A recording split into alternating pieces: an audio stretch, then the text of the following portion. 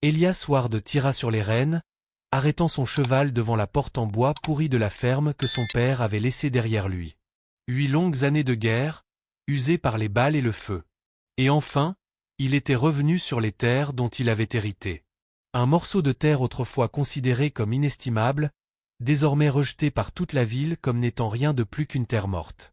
Mais la première chose qu'Elias vit n'était pas les champs ni la vieille cabane battue par les intempéries.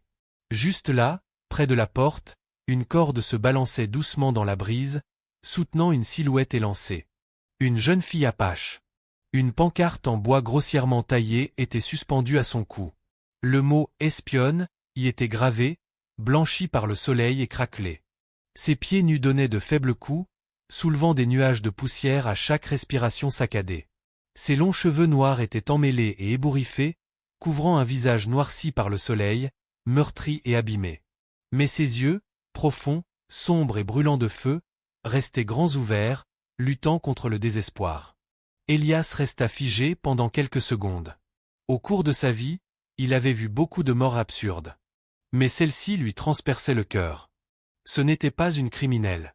C'était un être humain écrasé sous le poids de la cruauté d'autrui. Il serra les mâchoires et sortit son couteau. 1 pas, 2 pas. Le vent balayait la poussière rouge et tourbillonnait autour de ses bottes. Un seul coup de couteau et tout changerait. La lame brilla en tranchant la corde, le chanvre grossier se rompant dans un bruit sec et aigu. Le corps de la jeune apache tomba, mais Elias se précipita juste à temps, les bras tendus pour la rattraper. Son poids faillit le déséquilibrer, mais il tint bon. Sa respiration était faible et saccadée, mais toujours présente. Il la déposa doucement sur l'herbe sèche près de la porte. Ses mains calleuses s'agitèrent rapidement pour retirer une couverture usée de sa selle et couvrir son corps meurtri. Des ecchymoses sombres marquaient son cou, cruel rappel de la corde, et les poings d'Elias serrés si fort que les veines ressortaient sur sa peau. Ses lèvres gercées bougèrent légèrement. Sa voix était rauque, à peine plus qu'un murmure brisé. De l'eau, Elias déboucha sa gourde et l'inclina pour que quelques gouttes glissent entre ses lèvres sèches. Elle avala avec difficulté, mais ses yeux retrouvèrent lentement une lueur de vie. Il ne la pressa pas de questions. Il attendit, sachant qu'on ne pouvait pas s'attendre à ce que quelqu'un qui venait d'échapper à la mort puisse parler tout de suite.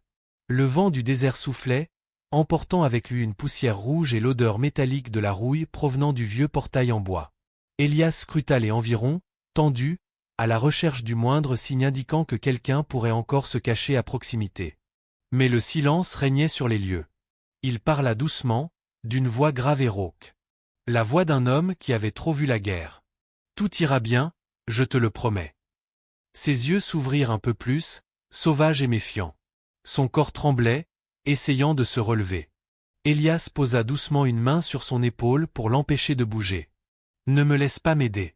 Après une longue pause, elle relâcha son souffle rapide. Il la souleva dans ses bras, ses muscles puissants soutenant son grand corps, et franchit lentement le portail. La vieille cabane apparut, son toit affaissé, ses murs recouverts de poussière. Ce n'était plus une maison, mais seulement ce qu'il en restait. Cependant, c'était le seul abri disponible pour le moment.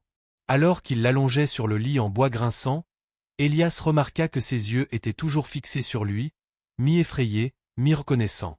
Il ne savait pas qui elle ni pourquoi elle avait été qualifiée de traîtresse. Mais une chose était sûre, il ne pouvait pas s'en aller. Cette nuit-là, la vieille cabane était éclairée par la lumière vacillante de la cheminée. Le vent du désert hurlait à travers les fissures de la porte et les gonds grinçaient comme s'ils se plaignaient. Elias était assis sur une chaise en bois usé, trempant doucement un chiffon dans une bassine d'eau avant de le presser contre les ecchymoses sur le cou de la jeune fille. Elle tressaillit légèrement, ses yeux sombres à demi ouverts encore embrumés de confusion et de douleur. Après un long silence, sa voix finit par sortir, rauque comme le vent qui traverse un étroit canyon. « Pourquoi m'avez-vous sauvé ?» Elias leva les yeux et croisa son regard avec des yeux calmes et d'acier. « Parce que personne ne mérite de mourir ainsi. » La réponse était simple. Mais elle fit trembler ses lèvres. Cela faisait longtemps qu'elle n'avait pas entendu une voix qui ne soit pas remplie de haine. Après quelques gorgées d'eau chaude, sa respiration se stabilisa, elle fixa le feu et parla lentement. « Je m'appelle Lydia, fille de Cain. » Elias Franca Les Sourcils. Ce nom ne lui était pas inconnu. Cain avait autrefois possédé l'une des terres les plus fertiles de la région de Coldpin, mais il avait disparu sous le poids de dettes écrasantes et de rumeurs tourbillonnantes. Élias attendit silencieusement qu'elle continue. Ils m'ont traité de traîtresse, on dit que j'avais conduit les guerriers apaches à brûler leur camp. Lydia fit une pause, la voix brisée. Mais la vérité, c'est que je connais le secret qu'ils essaient de cacher. Les yeux d'Élias se plissèrent, la lumière du feu dansant dans son regard d'acier. Une source cachée juste sous ce ranch. Sa voix se réduisit à un murmure, comme si elle avait peur, même. Le vent du désert pourrait entendre. C'est ce qu'ils veulent.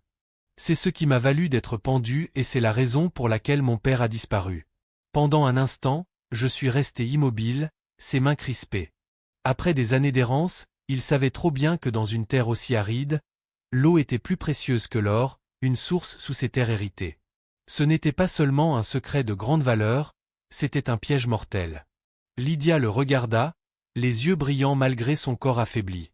Si tu restes ici, ils viendront. Et la prochaine fois, ce ne sera pas seulement moi qui mourrai. Dehors, le vent hurlait plus fort, porté par le désert lui-même. Élias se pencha en arrière sur sa chaise, ses mains calleuses entrelacées. Il comprenait. En la sauvant, il était entré dans une guerre à laquelle il n'avait jamais voulu participer. Mais dans les yeux d'Élias n'y avait aucune peur, seulement de la détermination. Le lendemain matin, le soleil tapait fort sur le toit de la vieille cabane, projetant de longues ombres sur les murs en bois fissuré. Élias empilait du bois de chauffage devant la maison quand le bruit de sabots martelant le sol résonna au loin. Il leva les yeux, sa main effleurant instinctivement la crosse du pistolet à sa hanche. 3 chevaux apparurent sur la route de terre rouge. Ils étaient menés par un homme corpulent au visage rougeau et au regard fuyant. Jasper Crowley, le tristement célèbre homme de main de la mairie. À ses côtés chevauchaient 2 hommes à l'allure rude, des pistolets à la ceinture, le regard froid comme l'acier. Jasper eut un sourire en coin lorsqu'il aperçut Élias qui se tenait là. « Bienvenue à Cold Pine. »« J'ai entendu dire que tu venais d'hériter de ce ranch. C'est un sacré cadeau. Pas si facile à garder, dis-je. » « Rien. » Il resta ferme, les épaules légèrement inclinées, les yeux gris d'acier fixés droit sur eux.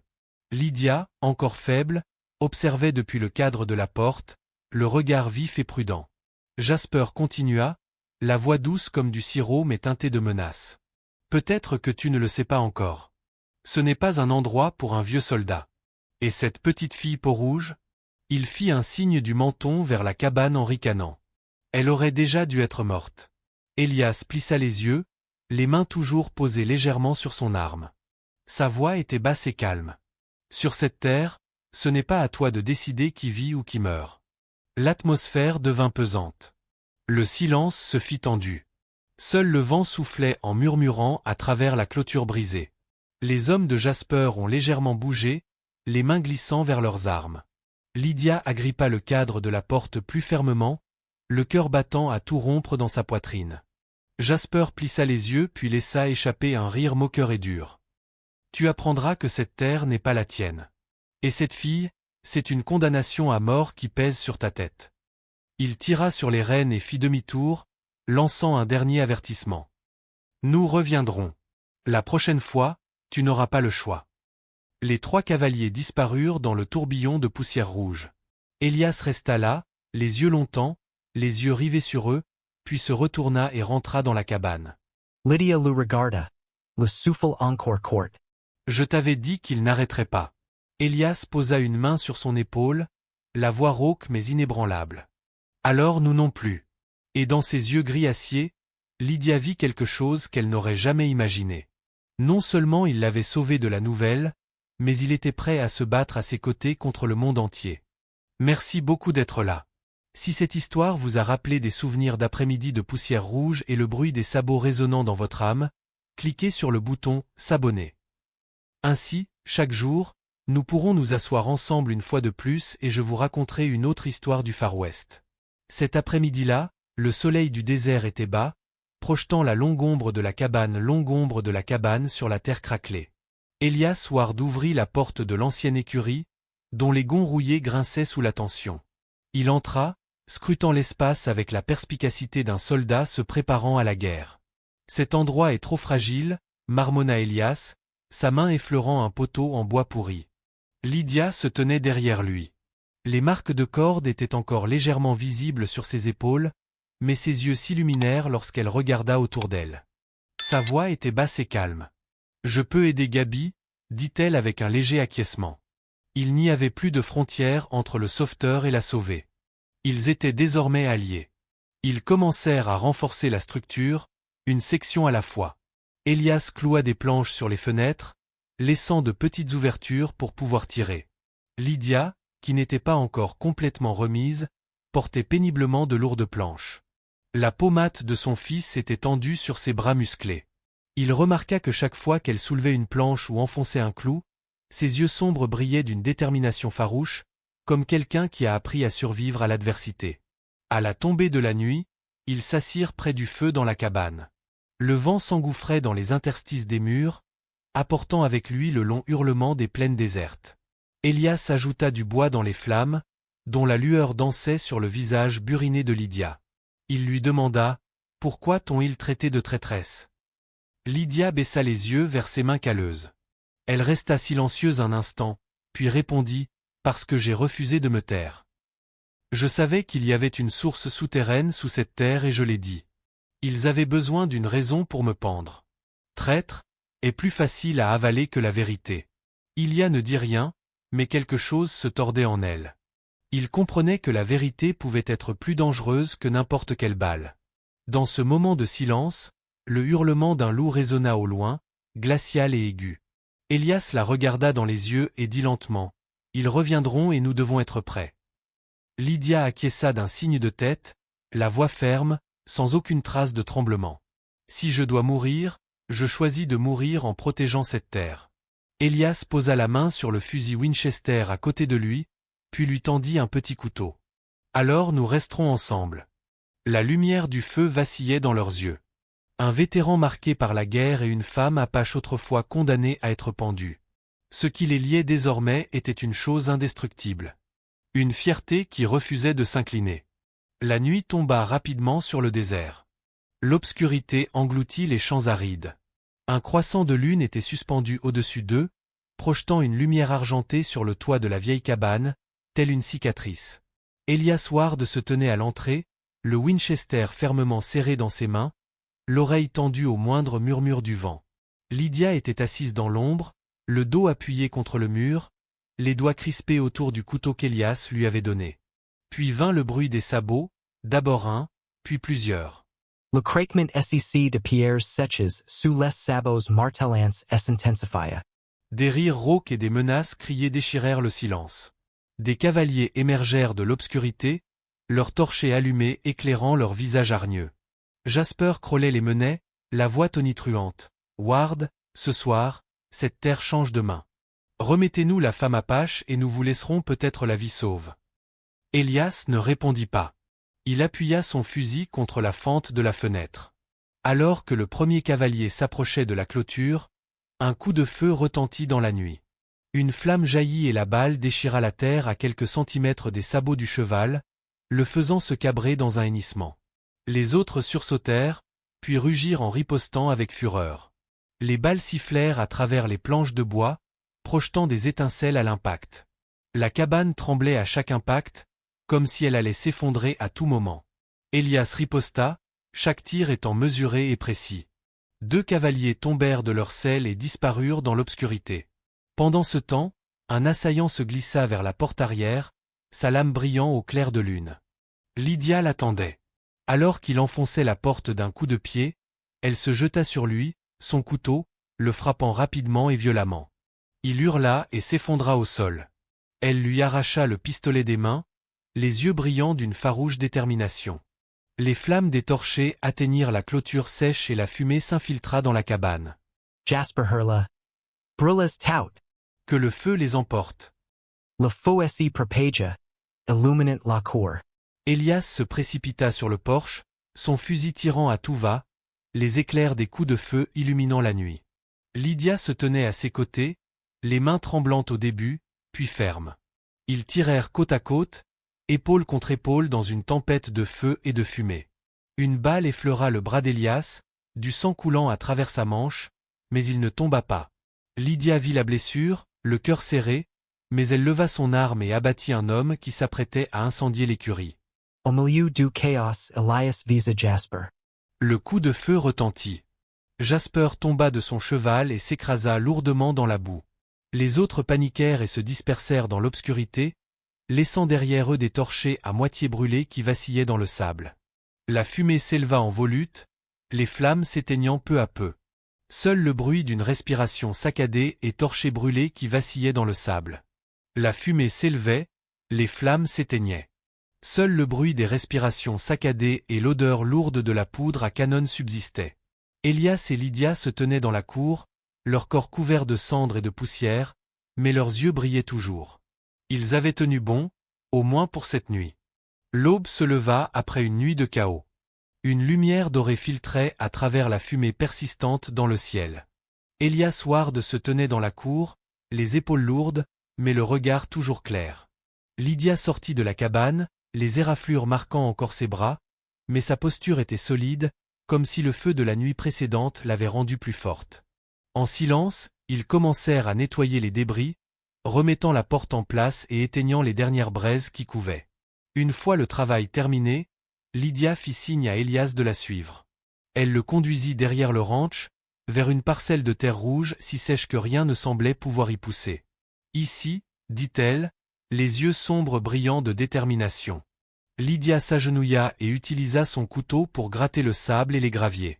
Elias s'agenouilla à côté d'elle, ses mains calleuses creusant la terre. Au bout d'un instant, une humidité fraîche monta du sol. De l'eau s'écoula entre ses doigts, claire, froide et miraculeuse dans ce désert brûlé. Elias Epiphygia. Ces quelques gouttes d'eau valaient plus que de l'or, plus que la vie elle-même dans cette terre aride. Il comprit alors pourquoi tant de gens avaient tenté de voler cet héritage et pourquoi Lydia avait failli mourir. Elle le regarda, la voix rauque mais ferme. C'est pour cela que tout cela est arrivé. Mon père connaissait ce secret. Il voulait le protéger pour... La tribu mais des hommes cupides l'ont découvert, ils m'ont traité de traître juste pour enterrer la vérité. Elias plongea sa main dans l'eau, soulevant une petite flaque avant de la laisser s'écouler dans la terre dans ses yeux gris acier. Il n'y avait plus aucune hésitation alors, nous la protégeons pas pour moi. Mais pour tous ceux qui vivront de cette eau. Lydia ne dit rien mais à cet instant, la dernière ombre du doute s'estompa. Cet homme n'était pas comme les autres, il n'était pas là pour prendre, mais pour défendre. Ils s'assirent l'un à côté de l'autre, entourés par le silence du désert, écoutant le faible ruissellement de l'eau sous le sol. Pour Elias, cette terre n'était plus un héritage insignifiant. C'était un legs, quelque chose qui valait la peine de se battre avec sang et courage. Lydia posa sa main sur la terre, la fierté brillant dans ses yeux. Si tu le penses vraiment, je resterai. Je ne fuirai plus. Elias acquiesça, son regard gris rencontrant le sien. Au cœur du vaste désert vide, deux personnes autrefois rejetées partageaient désormais une raison de se battre. Le soleil se leva haut dans le ciel, sa lumière s'étendant sur les collines sèches et vallonnées. Le ranch d'Elias Ward après une nuit de feu et de coups de feu ressemblait désormais à un champ de bataille encore envahi par la fumée. Mais au lieu d'abandonner, Elias et Lydia commencèrent à reconstruire petit à petit, avec leurs mains calleuses et une volonté à toute épreuve.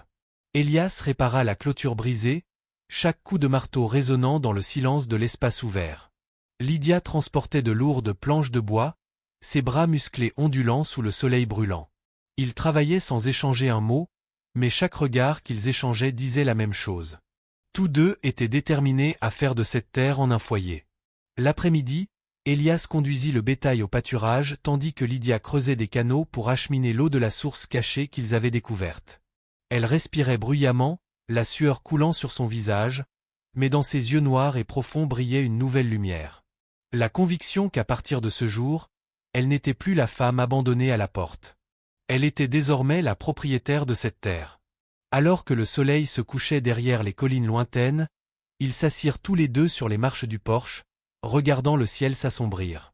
L'air était calme, à l'exception du bruissement du vent et du parfum léger des bois.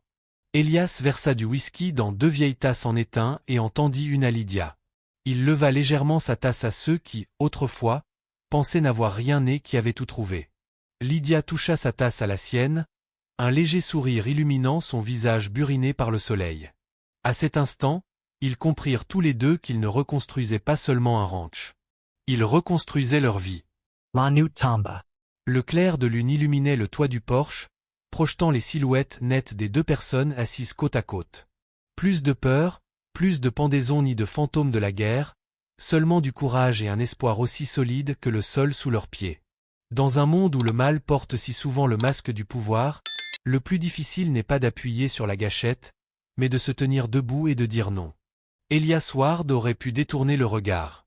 Il aurait pu ignorer la femme pendue à la porte du domaine dont il avait hérité. Mais il choisit la voie la plus difficile pour la sauver et affronter avec elle les forces avides. La force d'un homme ne se mesure pas au nombre de balles qu'il tire, mais à son courage de défendre ce qui est juste lorsque le monde se retourne contre lui. Elias comprit que parfois, se lever fait plus que sauver une vie. Cela redonne dignité et foi à ceux qui sont piétinés. Dans la cruauté du désert, le courage devient une lumière qui guide.